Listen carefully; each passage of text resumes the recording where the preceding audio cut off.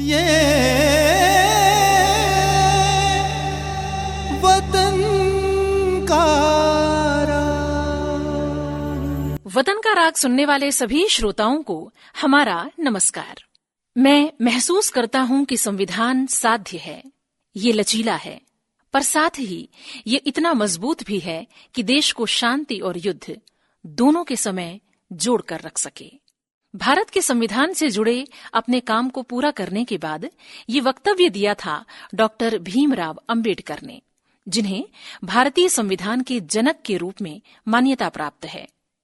भीमराव अंबेडकर का जन्म 14 अप्रैल सन 1891 को मध्य प्रदेश की महू छावनी में हुआ था। उनके पिता का नाम रामजी सकपाल और माता का नाम भीमाबाई था। उनके पिता महू छावनी में ही सेवारत थे। भीमराव अपने माता पिता की 14वीं संतान थे। जब उनका जन्म हुआ तब ये बात कल्पना से भी परे थी कि ये बालक भारत के इतिहास में असाधारण योगदान करने वाला है। भीमराव एक ऐसे समाज में जन्मे थे जो सभी प्रकार के सामाजिक, शैक्षिक, धार्मिक और राजनीतिक अधिकारों से वंचित वर्ग था। निर्धनता के साथ साथ सामाजिक भेदभाव के दंश को सहते हुए उन्हें आगे बढ़ना था। कहा जाता है कि मनुष्य इतिहास का उत्पाद भी होता है और उसका रचयिता भी। भीमराव अंबेडकर का जीवन इस कथन का सटीक उदाहरण था। भीमराव अपेक्षाकृत जागरूक परिवेश में एक कबीरपंथी परिवार में जन्मे थे, इसलिए अपने साथ हो रहे भेदभाव को समझने की चेतना उनमें शुरू से थी। सैनिक छावनी होने के कारण महू में स्कूल खोला गया था, वरना शायद वो पढ़ भी नहीं पाते। बहरहाल अपनी प्रारंभिक शिक्षा के दौरान ही उन्हें महसूस होने लगा था कि उनके साथ भेदभाव हो रहा है।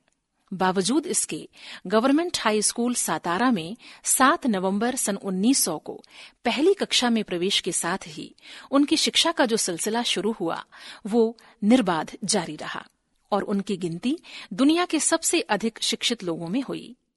बड़ौदा के सयाजी राव गायकवाड़ ने भीमराव की मदद कर उन्हें 3 वर्ष के लिए छात्रवृत्ति दे दी थी। भीमराव ने बंबई में शिक्षा पूरी कर सन 1912 से 1915 तक कोलंबिया विश्वविद्यालय और सन 1916 से 1922 तक लंदन विश्वविद्यालय और लंदन स्कूल ऑफ इकोनॉमिक्स में उच्चतर शिक्षा प्राप्त की और अर्थशास्त्र और कानून में उन्होंने महारत हासिल की। एमए, पीएचडी, एलएलबी, डीएससी जैसी अनेक डिग्रियां उनके साथ जुड़ गईं। और विशेष बात ये कि उनकी हर डिग्री के साथ ऐसी बौद्धिक उपलब्धि भी जुड़ी जो कहीं और दुर्लभ है। उन दिनों गिनती के लोग ही डॉक्टर भीमराव अंबेडकर के बराबर शिक्षित थे, इसलिए उन्हें नौकरी पाने में दिक्कत नहीं हुई। लेकिन इन सब के बावजूद उन्हें घोर सामाजिक अपमान का सामना करना पड़ा। अंततः उन्होंने कभी नौकरी न करने का निर्णय लिया और वकालत का पेशा अपनाया। बॉम्बे में जब उन्होंने एक मुवक्किल को अपने तर्कों के बल पर मौत के मुंह से निकाल लिया तो उनकी धाक जमने लगी और धीरे धीरे वो एक स्थापित वकील हो गए। वकालत करते हुए डॉक्टर अंबेडकर स्वयं को एक बड़ी भूमिका के लिए तैयार कर रहे थे। ये भूमिका थी सामाजिक अन्याय का विरोध करने की। डॉक्टर अंबेडकर के विचारों पर 3 लोगों का प्रभाव मुख्य रूप से था: ज्योतिबा फुले, गौतम बुद्ध और संत कबीर। इन्हीं तीनों के जीवन मूल्यों को आत्मसात किए वो निकल पड़े थे अपनी यात्रा पर। को कहाँ ढूंढे रे बंदे, मैं तो तेरे पास।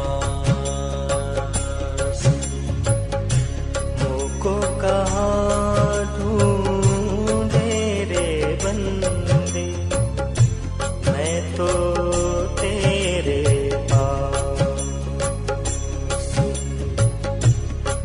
को कहाँ ढूंढे रे बंदे, मैं तो तेरे पास। मोको कहाँ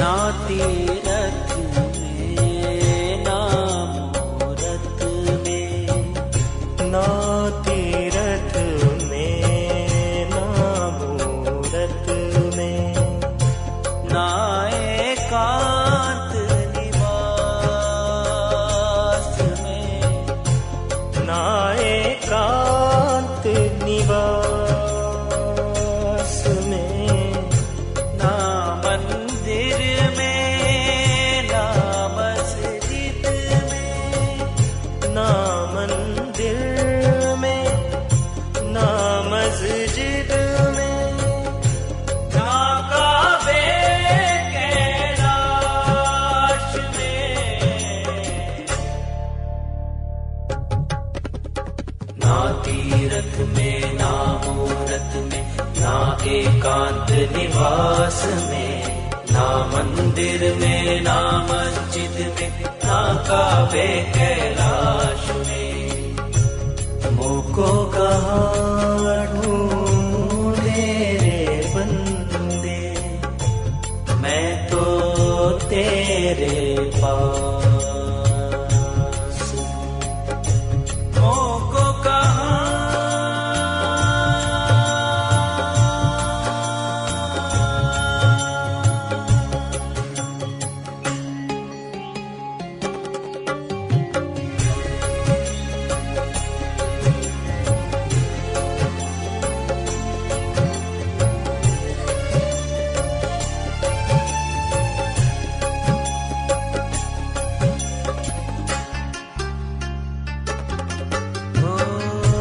ना मैं जप में ना मैं तप में, ना मैं जप में ना मैं तप में, ना मैं व्रत उपास में, ना मैं व्रत उपास में, ना मैं क्रिया कर्म में रहता, ना मैं क्रिया कर्म में रहता, ना ही जोग संन्यास में, ना मैं जप में ना मैं तप में, ना मैं व्रत उपास में, ना मैं क्रिया कर्म में रहता, ना ही जोग संन्यास में। मुझको कहाँ ढूंढे रे बंदे, मैं तो तेरे पास हूँ। मोको कहाँ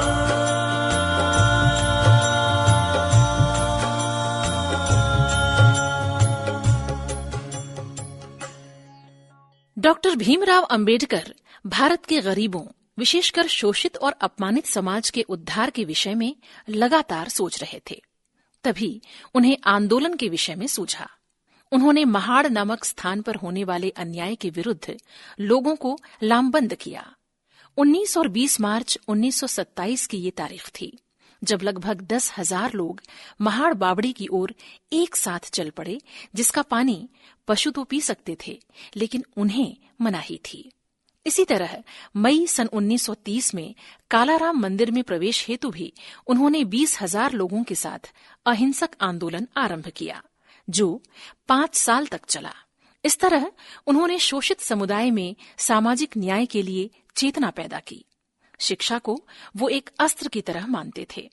यही कारण है कि वो जीवन भर स्वयं भी शिक्षित होते रहे और दूसरों को भी इसके लिए प्रेरित किया। मुंबई में जब उन्होंने 3 मंजिला बड़े से घर राजगृह का निर्माण करवाया, तब उसमें उनका एक निजी पुस्तकालय भी था, जिसमें 50,000 से भी अधिक पुस्तकें थीं। तब ये दुनिया का सबसे बड़ा निजी पुस्तकालय था। वो लगातार पुस्तकों में डूबे रहते। अपने शहर में भी कहीं आते जाते समय वो गाड़ी में बैठे किताबें पढ़ते रहते। सन 1930 में पहले गोलमेज सम्मेलन में डॉक्टर अंबेडकर ने वंचित और शोषित समाज के लिए समान नागरिकता, नागरिक अधिकारों के निर्भय उपयोग और विधायिकाओं, सरकारी सेवाओं तथा मंत्रिमंडल में उचित प्रतिनिधित्व की मांगें पेश की थीं। उनकी बुलंद आवाज ने जैसे लोगों को जगा दिया।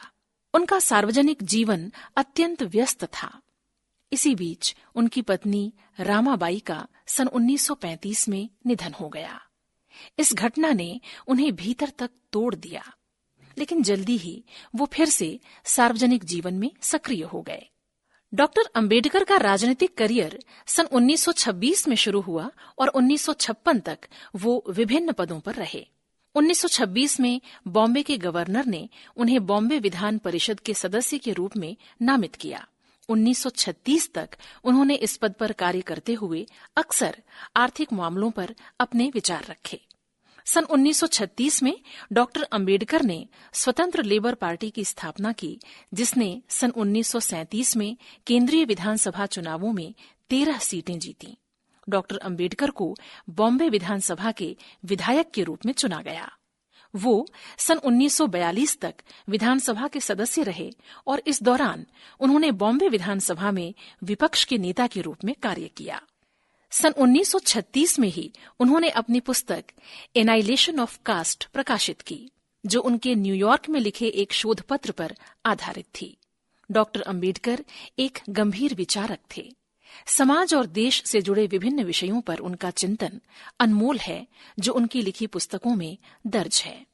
जन जागृति लाने के उद्देश्य से डॉक्टर अंबेडकर ने 5 मराठी पत्रिकाओं का संपादन भी किया, जिसमें मूक नायक, बहिष्कृत भारत, समता, जनता और प्रबुद्ध भारत सम्मिलित हैं। सन 1942 में डॉक्टर अंबेडकर वायसराय की कार्यकारिणी काउंसिल में श्रम सदस्य के रूप में भी नियुक्त हुए। वो जब जहां जिस पद पर रहे, समाज के शोषित वर्ग के लिए लगातार संघर्ष करते रहे।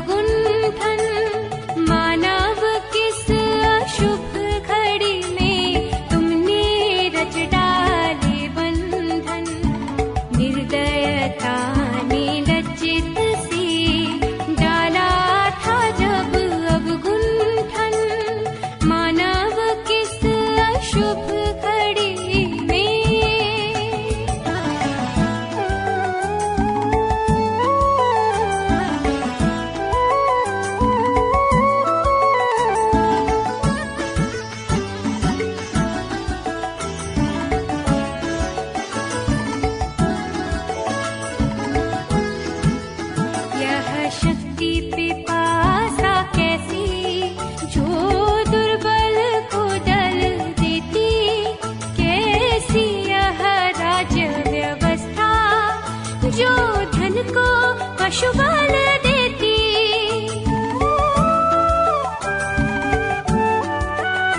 यह शक्ति पिपासा कैसी जो दुर्बल को दल देती, कैसी यह राज्य व्यवस्था जो धन को पशुबल देती। तुमने कल्पना पटल पर पाप पुण्य चित्रित कर, तुमने ठग लिया जगत को स्वर्ग नरक दिखला कर। मानव किस अशुभ घड़ी में तुमने रच डाले बंधन, निर्दयता ने लज्जित से डाला था जब अवगुंठन। मानव किस अशुभ घड़ी में।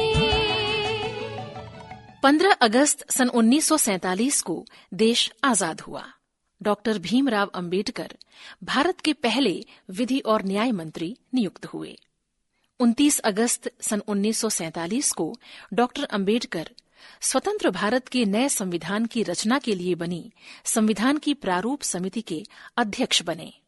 अभी अभी आजाद हुआ एक नवोदित देश किस स्वरूप में आगे बढ़ेगा, उसकी राजनीतिक व्यवस्था का बुनियादी ढांचा क्या होगा, उसकी संपूर्ण व्यवस्थाओं का परिचालन किस तरह से होगा, ये तय करना एक अत्यंत महत्वपूर्ण कार्य था। डॉक्टर अंबेडकर एक विद्वान संविधान विशेषज्ञ थे। उन्होंने लगभग 60 देशों के संविधान का अध्ययन किया था। अतः भारतीय संविधान के निर्माण में उन्होंने अत्यंत महत्वपूर्ण भूमिका अदा की और भारतीय संविधान के जनक कहलाए। इस तरह विश्व का सबसे बड़ा लिखित संविधान, हमारे देश का संविधान 2 साल 11 महीने और 18 दिन में पूर्ण रूप से तैयार हुआ और 26 नवंबर सन 1949 को ये संविधान सभा द्वारा पारित हुआ। यही कारण है कि सन 2015 से 26 नवंबर को संविधान दिवस के रूप में मनाने की शुरुआत हुई है। आजादी के अमृत महोत्सव के अंतर्गत इस साल भी संसद के केंद्रीय कक्ष में 26 नवंबर संविधान दिवस के अवसर पर एक कार्यक्रम का आयोजन किया गया। इस अवसर पर संविधान की प्रस्तावना को पढ़ने के लिए पूरे देश को आमंत्रित किया गया। इस कार्यक्रम में जन जन की भागीदारी सुनिश्चित करने के लिए संविधान की प्रस्तावना को ऑनलाइन पढ़ने के लिए एक पोर्टल भी विकसित किया गया है। ये सच है कि हमारा संविधान हमारी ताकत है और भारत के विकास का रथ इसी संविधान की ताकत पर आगे बढ़ा है। वास्तव में भारतीय संविधान की रचना डॉक्टर अंबेडकर की देश को सबसे बड़ी देन है। इसके साथ ही देश के अनेक ऐसे क्षेत्र हैं जिसमें डॉक्टर अंबेडकर के योगदान को कभी भुलाया नहीं जा सकता। हिंदू कोड बिल के जरिए उन्होंने संवैधानिक स्तर से महिला हितों की रक्षा के प्रयास किए। उन्होंने महिलाओं की स्थिति को समाज में मजबूत करने के लिए इस बिल के माध्यम से ऐसा खाका तैयार किया जिसमें विवाह, तलाक, संपत्ति आदि तमाम मुद्दों पर उन्हें अधिकार देने की बात की गई। शोषित वर्ग के उत्थान के लिए उन्होंने आजीवन कार्य किया। लगातार काम की वजह से निरंतर उनके स्वास्थ्य में गिरावट आ रही थी। डॉक्टर अंबेडकर मधुमेह रोग से पीड़ित थे। सन 1956 में 5 दिसंबर की देर रात को उन्होंने the Buddha and his religion नामक पुस्तक पूरी की और गहरी नींद में सो गए। 6 दिसंबर सन 1956 को पूरी दुनिया ने खबर सुनी कि डॉक्टर भीमराव अंबेडकर चिर निद्रा में लीन हो गए हैं। भारत के इतिहास पर अपनी अमिट छाप छोड़कर डॉक्टर अंबेडकर ने इस संसार से विदा ली। कृतज्ञ राष्ट्र ने उनकी सेवाओं को याद करते हुए सन 1990 में उन्हें मरणोपरांत देश के सर्वोच्च नागरिक सम्मान भारत रत्न से विभूषित किया। नमन ऐसी महान विभूति को।